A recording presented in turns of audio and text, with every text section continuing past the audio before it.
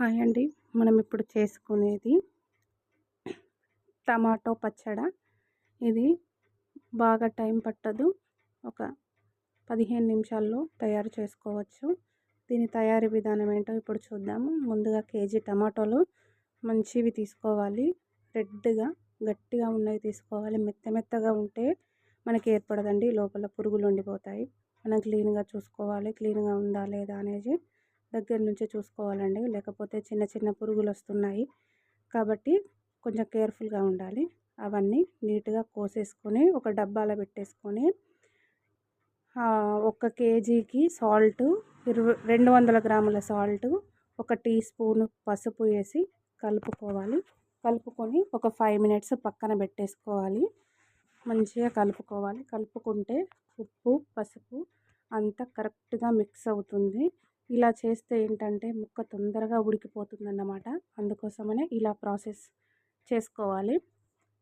ఇలా చేసుకున్న తర్వాత ఒక వీలైతే హాఫ్ డే, వీలైతే 1 అవర్, హాఫ్ అన్ అవర్ ఎంత టైం అన్నా పెట్టుకోవచ్చు. లేకపోతే అప్పటికప్పుడైనా ఉడికించుకోవచ్చు. No problem. నేనైతే ఒక హాఫ్ అన్ అవర్ పక్కన పెట్టేసి మళ్ళీ ఉడకబెట్టేస్తున్నా. అంతే అండి.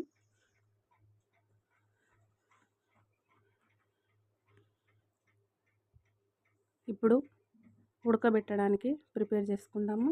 ముందుగా ఒక గిన్నెలో ఇప్పుడు మనము కలిపి పెట్టుకున్న టమాటో, సాల్ట్, పసుపు మిశ్రమాన్ని ఇందులో వేసుకొని దాంట్లో కొంచెం చింతపండు రెబ్బలు ఒక 4 రెబ్బలు వేసుకోవాలి. అది అలానే వేసుకోవాలా అని అంటే కాదండి. కొంచెం తొక్క తీసేసి నారలు తొక్కలు తీసేసి నీట్‌గా ఉడికించుకోవాలి. ఒక 5 మినిట్స్ కూడా పట్టదండి. తొందరగా దగ్గరికి వచ్చేస్తుంది.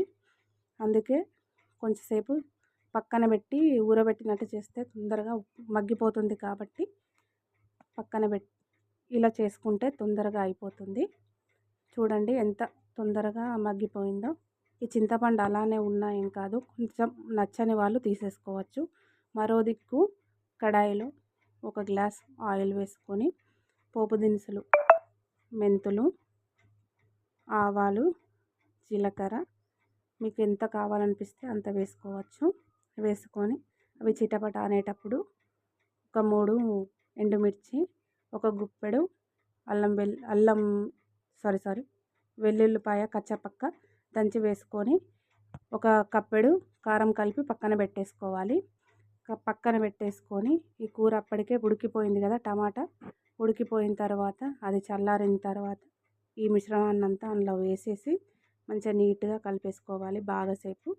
బాగాసేపు కలుపుకున్న తర్వాత మంచిగా కలిపినాక ఒక డబ్బాలో వేసుకొని దాన్ని స్టోర్ చేసుకోవాలి. ఫ్రిడ్జ్లో పెట్టుకుంటే ఎక్కువ రోజులు నిల్వ ఉంటుందండి. బయట పెడితే కొంచెం తక్కువ ఉంటుంది. ట్రై చేసి ఎలా ఉందో